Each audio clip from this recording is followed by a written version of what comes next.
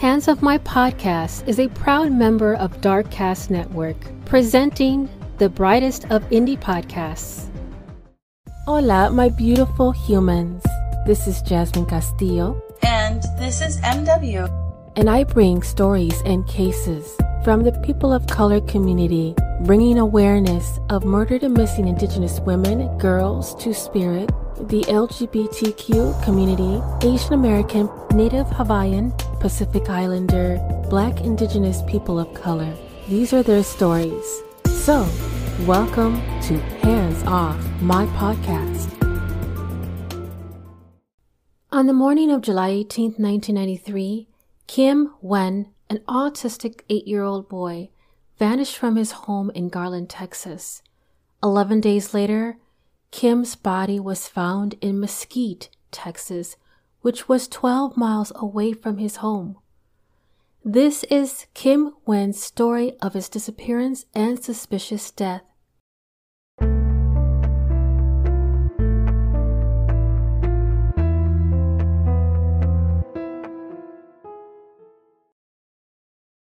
I would like to thank Cannon Beltran, a writer and contributor for Memories of Dallas, a blogger that shares stories about the history and culture of Dallas, Texas, as well as blogging his research on Reddit, which is how I found him.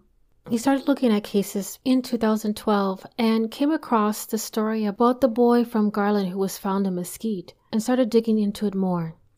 One of Cannon's goals 3 years ago was hoping to get this case featured on a podcast. Well, Cannon, it's happening. Also, a thank you to MW, my co-host, true crime advocate, and ghostwriter researcher. This case has remained cold for almost 30 years so far.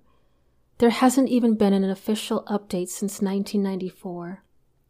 Kim Nguyen was born on September 22, 1984, to Sarah and Rudolph. Kim had 2 other siblings, Janmi, who was 10 at the time, and Michael, who was 12.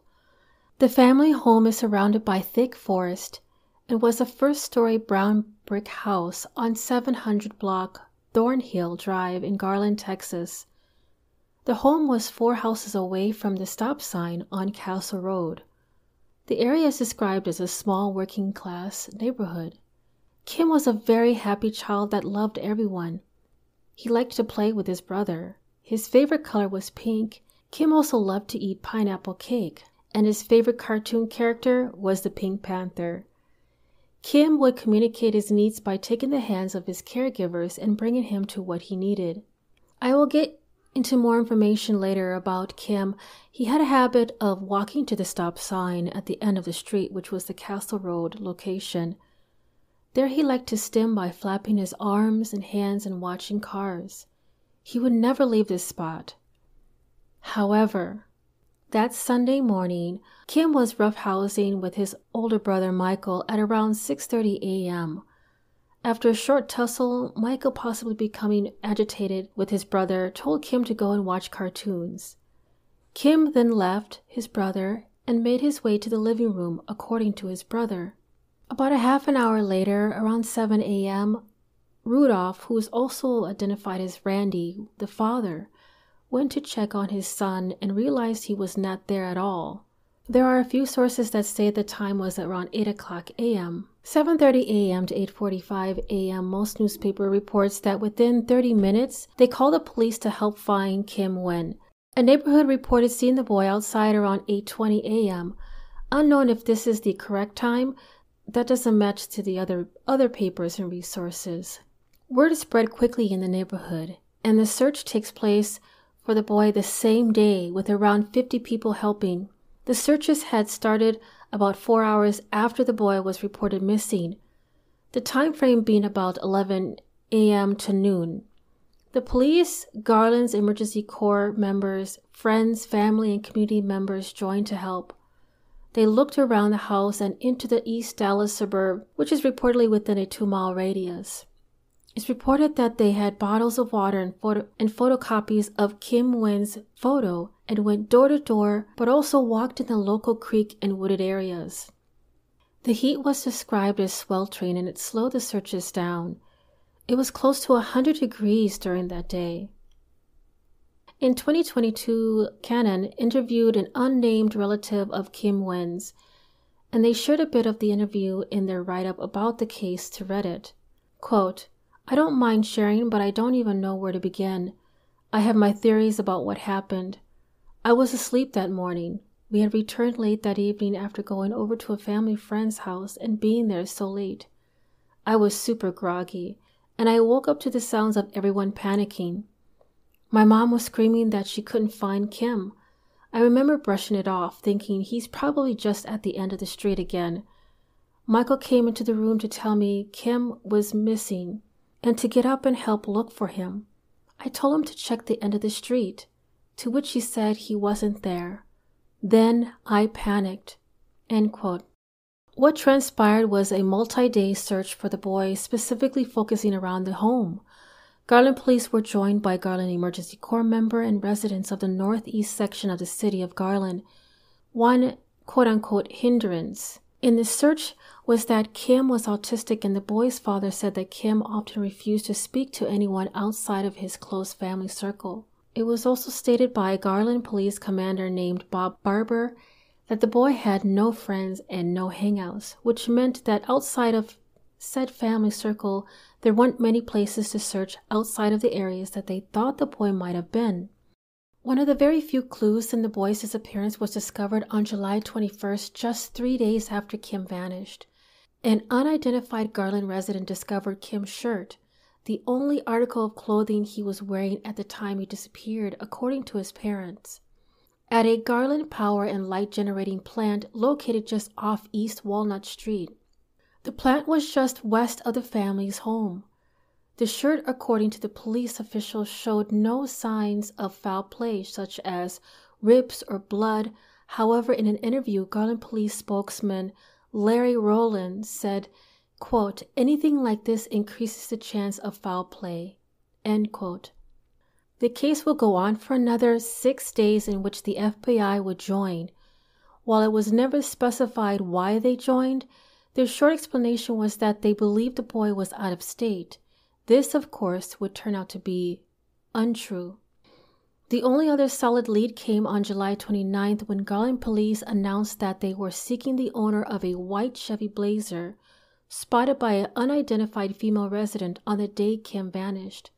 The Blazer was described as white, having 2-inch silver stripes on its sides, tinted windows, and a trailer hitch with a chrome ball.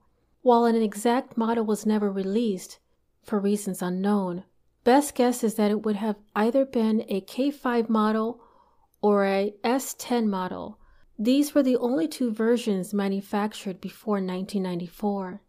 According to the unidentified witness, she said that she saw Kim at the corner of Thornhill Lane and Castle Drive, which was a few meters from the home, at around 8:20 a.m. An updated time was also released in which, according to the Garland police, Kim's father Rudolph reported his son missing at around 8:30 a.m. I don't know why there was a change from 7:30 to 8:30 a.m.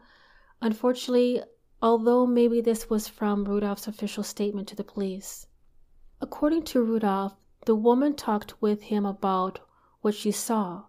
He stated that the woman told him that she saw the boy while she was driving along Castle Drive near the Nguyen's house. After she passed Kim, she said she looked in her rear view mirror and saw the Blazer slow down and turn around near the boy. Rudolph also said that the woman was distraught because she did not assist his son when she saw him standing on the corner flapping his arms as if he was flying.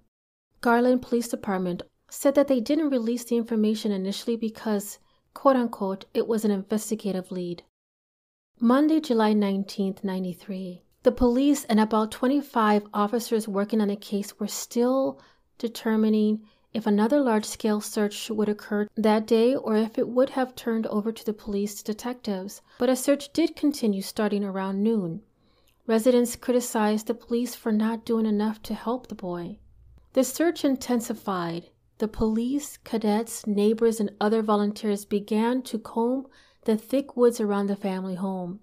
Searchers searched streets, yards, creeks, and the woods again, but we're still waiting for leads.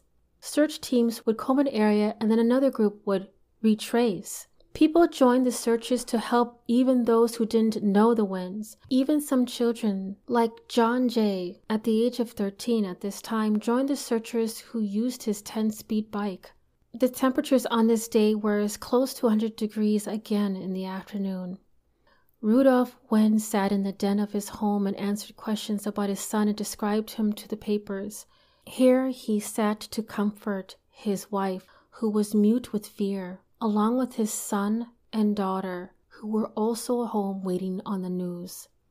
Volunteer searchers ended around 5 p.m. to make way to sniffer dogs. Helicopters and equipment using body heat seeking were used in a search in the evening. By the next morning on July 20th, volunteers meet daily at 9 a.m. at DD Mailing and Fulfillment Services. This company was not currently open for business, but it served as a police command post. Volunteers were placed into groups of 10 to 20 people. Info about Kim was handed out to them, and each group gets a map of the area they were assigned to cover. Volunteers even went door to door in the area using photocopies of the boy's picture. 20 officers and 12 members of the police academy's rookie class were assigned to the case and assisted by a dozen amateur radio operators, members of the Garland Emergency Corps, and searchers worried that because of Kim's autism, he might not realize that people are looking to help him. In addition, the temperatures in the area were soaring for the third day in a row. Interestingly enough, at 11:30 a.m. at the Garland Power and Light Generating Plant on East Walnut Street, Kim's shirt was found 1 mile to 1.5 miles from his home on the street's curb. A male volunteer found the item, but the police declined to reveal their name to the public. The shirt showed no signs of foul play, but the police thought it was an alarming sign. Nevertheless, Rudolph assumed it was good, since his son would take off his clothes at random or inopportune times. The hope was then Kim would be near the shirt and be found soon. Police resumed searching but are now in the area of the shirt. This upsets the volunteers who had continued the searches without the police's efforts. Wednesday, July 21st, police call off their physical searches. However, volunteers continue to look in the area with a group of 100 strong. Rudolph has been extremely grateful for the community's support. Quote, "It's not enough to say thank you. After this is over, no matter what happens, I will have to do something good for these people and this country." End quote. Thursday on July 22nd, 250 people helped search for Kim. Volunteers are still out looking at that time, but now concentrate on where the shirt had been found within the 2-mile radius of the boy's home. Quotes from volunteers indicate they may have been expanding the search even further. On this same day, the FBI announced they suspect that Kim had been kidnapped and was not in the state. However, they would not elaborate on why they thought this. Special Agent Marjorie Pochet said, quote, "Something we discovered here has led us to conduct our investigations out of state. We have agents assigned to the case. We are continuing to assist the Garland police, and we have nothing new to report." End quote. When Rudolph heard about this, he had lost hope, thinking that his son is not even here anymore. Yet the volunteers never gave up hope and continued the search with or without the comments from the agent Marjorie Pochet. On that same day, a $5,000 reward was offered in the case, and the money was donated by Joe Bellino, a Dallas lawyer who frequently represents Vietnamese families. Quote, "I'll pay it regardless of who finds him." End quote. Bellino believed the child was kidnapped. Garland police still classify the disappearance as a missing persons case. Rudolph has yet to return to work and has not slept or ate. Sarah Nguyen weeps uncontrollably and screams, thinking about her lost child. Rudolph tries to keep her out of the house, away from anything that will remind her of Kim. Rudolph also believes that his son was kidnapped. The situation affects the children too, because when they are not distracted, They ask questions and start crying for their lost sibling. The kids have their friends over, and that encourages them to play to distract them even more at this time. By Friday, July 23rd, the search continued with about 75 volunteers. Some of these volunteers even went to lengths of wading through muddy creek water, crawling through sewer tunnels, and climbing over concrete silos. Other concerned families, like Roger and Nancy Thompson, had cooked food and brought it to the Nguyen's daily. They also handed out about 3,000 flyers, and they were the ones that started the t-shirts and buttons to be made. Mr. Thompson is quoted, "After 9 hours of working in construction, I come over with my wife and help out another 5 hours. It's like working 2 jobs." End quote.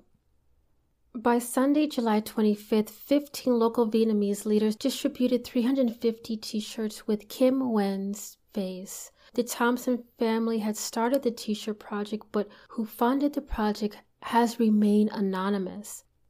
Monday, July 26th, Larry Rollins, who was the public information officer, had said that on the 24th, they had wanted to search through the weekend but planned an evaluation on Monday if they could continue searching.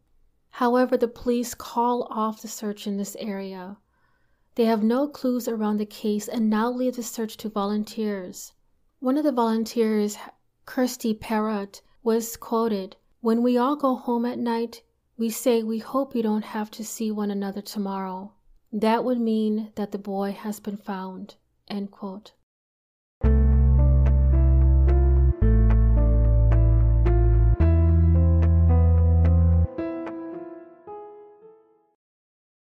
By July 29th, Thursday, 6:20 p.m., a nude body was discovered by 2 young boys walking near Interstate 635 and US 80, which is 10 to 12 miles from the family home.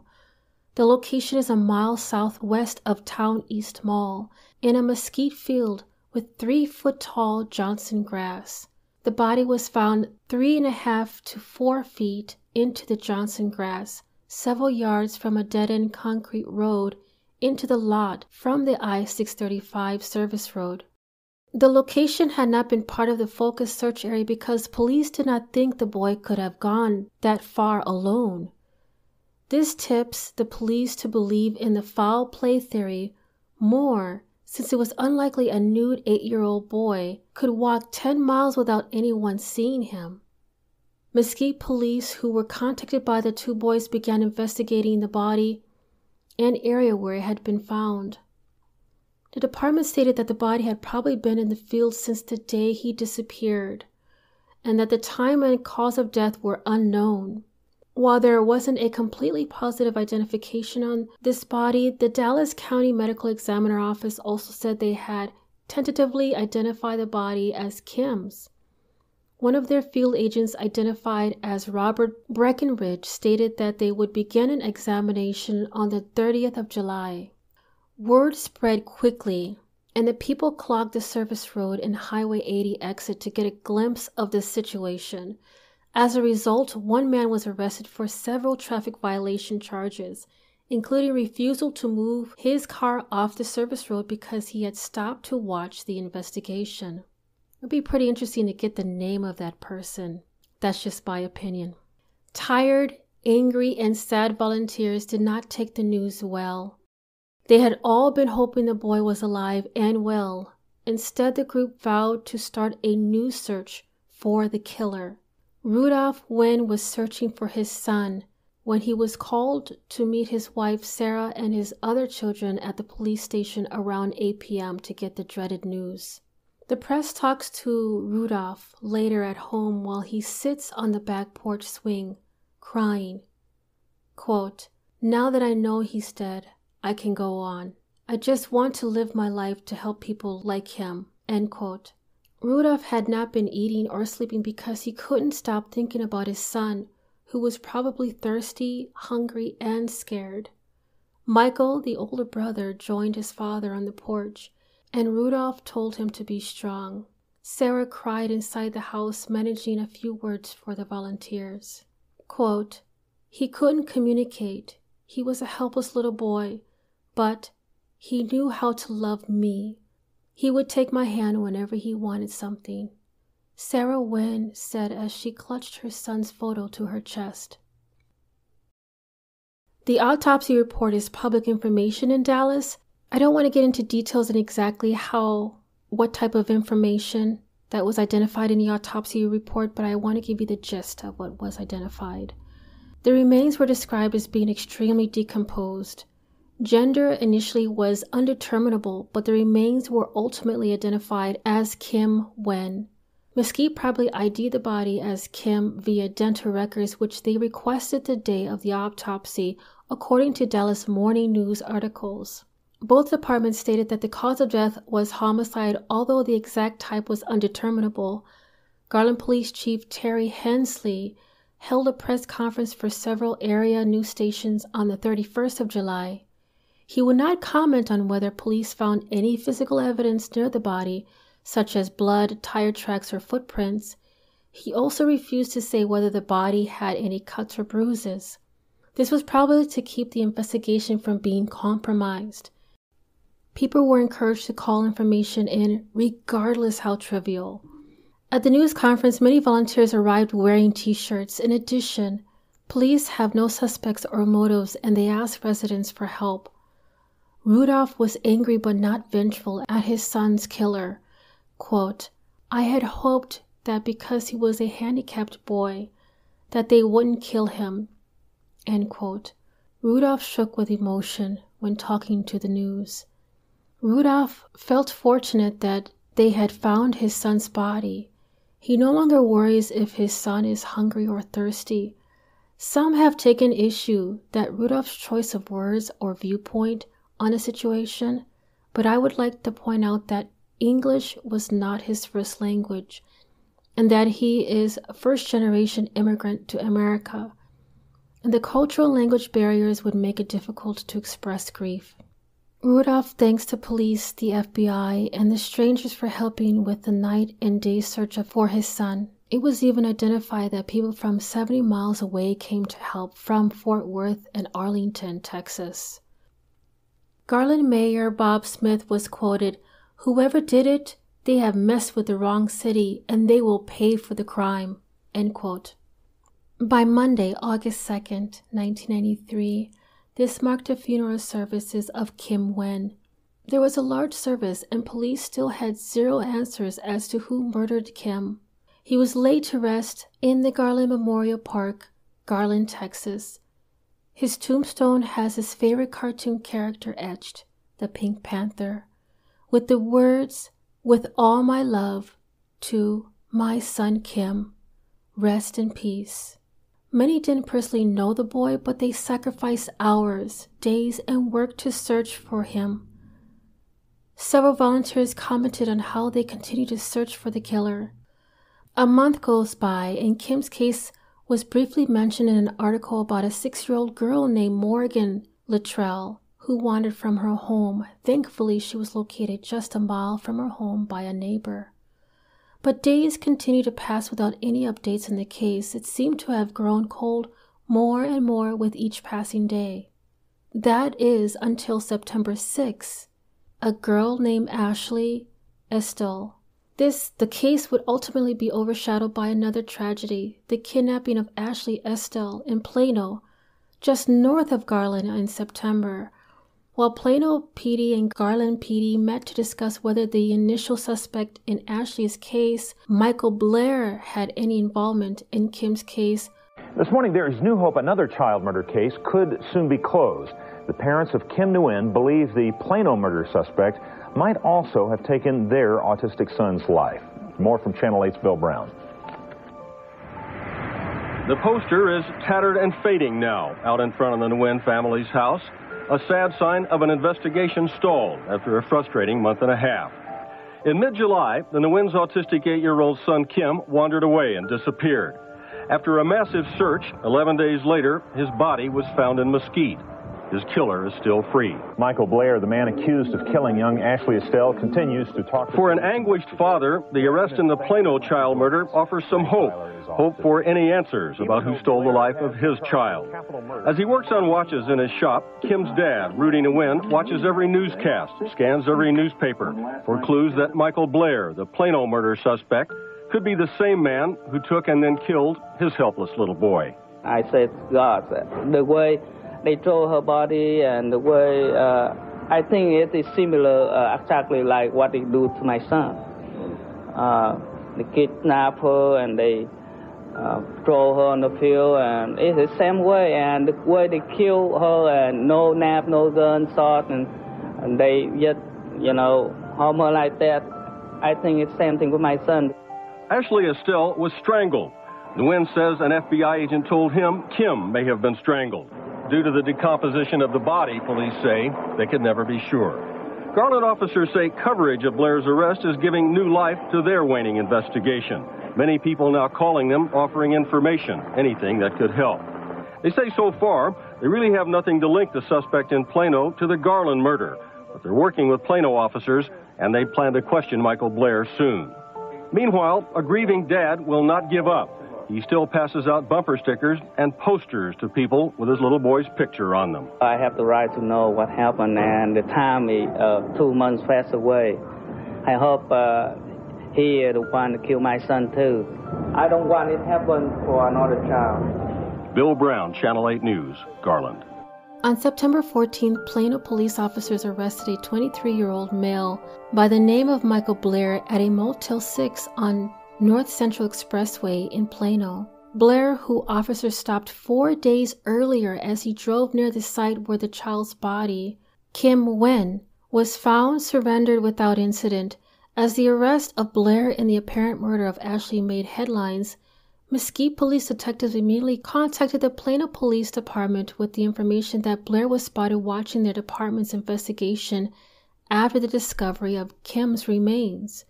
The article mentions a link between the case, so I will have that in the show notes.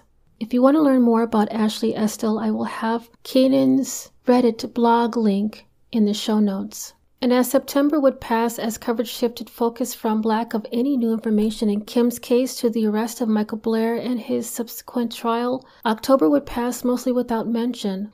Without any suspects, leads, or even a cause of death, there was little to discuss that already hadn't been in Kim's case, and the Nguyen family feared that it would always be that way. Rudolph vented his frustration, saying, "Police keep saying something that will come up, but I honestly don't believe them. I'm still very hurt, and I hurt even more because I don't know who did this."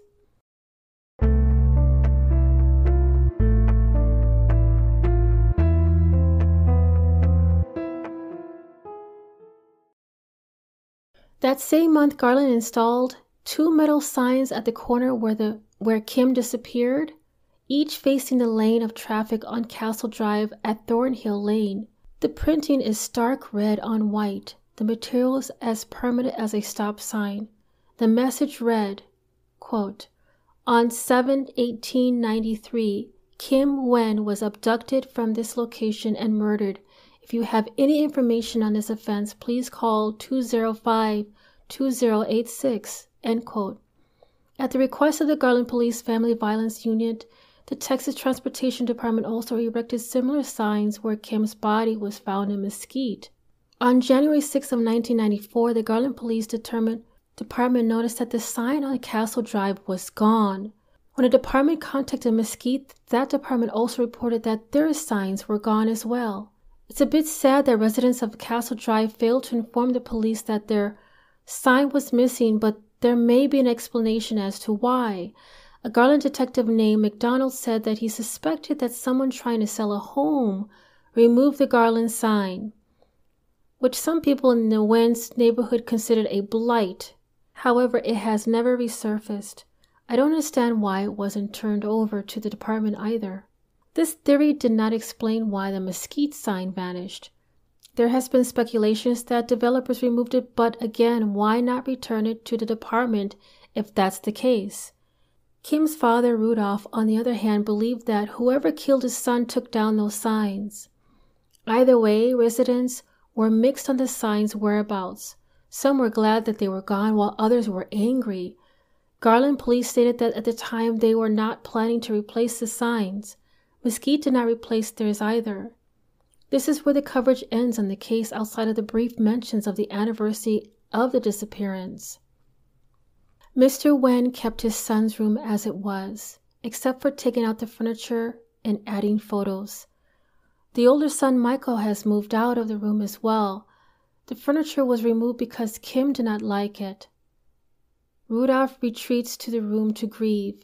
He still roams the area streets in his car with the camera looking for anything suspicious. If he finds anything, he calls 911. It comforts him more than counseling. Another article wouldn't be featured on this case until the 1 anniversary when the Dallas Morning News featured the segment about Kim. On July 17th, journalists once again sat with Rudolph Nguyen and his family at their home on Thornhill Lane, marking a year since Kim vanished. It had been a year of tears and pain for the Nguyen family. The family's world shattered, and a major piece was missing. Rudolph continued, "I hope he's not forgotten. I tell my son and daughter that he is in heaven. Let him rest." End quote. Rudolph also spoke of his wife Sarah, who rarely talked about her son's murder. Rudolph continued, "My wife, she's angry, and it's hard for her to talk about it. I know when she's alone, in her room, she's thinking about him." Garland police spokesman Steve Matlick said that the file on Kim's slaying would remain open until the crime is solved. Quote, "If it is never solved, it will never be closed. We don't ever forget." End quote. Although it seems like they have. Acquaintances of the Nguyen family asked Garland police officers and residents of both Garland and Mesquite to remember Kim by wearing a pink ribbon or around trees during that July. Neighbor Nancy Thompson said, quote, "I don't want this month to go by without an acknowledgement of Kim. He was an 8-year-old boy who did not deserve to be taken from his family." End quote. In a final follow-up interview, Mr. Nguyen, in regards to his son's murder, once more asked, quote, "He could not speak. He could not tell anyone what happened to him. So why didn't they bring him back home? Why did they have to murder him? He was a happy, loving boy. He was friendly. He loved everyone. He would have walked right up to a car." End quote. Things would slow down as the anniversary came and went. Coverage would all but cease for the rest of 1994. 1995 would see the second anniversary go without mention by any local newspapers. The tragedy left an indelible mark on the Nguyen family's daily lives. Mr. Nguyen had gone back to working 14 hours a day in his clock shop. That summer, he had quit working to care for his family. Rudolph said to his other children, Michael and Janmi, they had altered their behavior slightly since their brother disappeared. Quote, "Instead of watching cartoons, they watched the news constantly and TV shows such as America's Most Wanted and Unsolved Mysteries." End quote. Coverage and references of the case all but ceased on July 8th, not even during the trial of Ashley Estelle. Michael Blair was tried, convicted, and then later his conviction overturned for the abduction and murder of Ashley. The aftermath of his acquittal? Nothing. No evidence has ever pursued. And not one person from law enforcement bothered to take another look at the evidence from either case. Evidence which could lead to new suspects, new theories in the case, or potentially solve this case. In the passing years, time has marched on. Kim's family have never moved from where they previously lived. His parents retired, and both of his siblings have grown up and moved on with their own lives. Kim will always remain frozen in time as a sweet 8-year-old boy who loved the Pink Panther, a child whose life was stolen. The neighborhood has changed over time. The signs calling for information regarding Kim's disappearance are gone, and his case has been virtually forgotten. As time passes, memory fades, but the need for justice remains, and we have to pursue justice for those who were unable to do it for themselves. A large pecan tree which stands next to the last place Kim stood remains as a reminder. If this pecan tree could talk, would she speak? What could she tell us? There's a chance to bring justice to this case and more eyes to it, even if justice seems out of their reach. Some encouraging news. Some new information may have been gained by the Garland Police Department. However, I'm unsure of what they'll do with it. The need for justice is paramount to those left behind. This is a quote from an interview with an undisclosed family representative. For me, it would mean finally being able to lift a little weight off of me. I go through life thinking about what could have been. I get angry knowing who did this is pretty much getting away with it, and who knows how many victims there could be with this person. I can't look at his picture most times because I feel like we failed him. I wish for closure, justice, and for this person to get off the street so they cannot hurt anyone else." End quote. Kim is the missing boy. He may have been found and long since buried, but there's an element of loss that can be felt in the city of Garland, an innocence lost that will never be fully regained, by ensuring that law enforcement keeps its promise. Cannon created a petition. If you'd like to sign this petition, we would greatly appreciate it, and share of it would be greatly appreciated as well. I will have the petition link in the show notes. We are voiceless no more.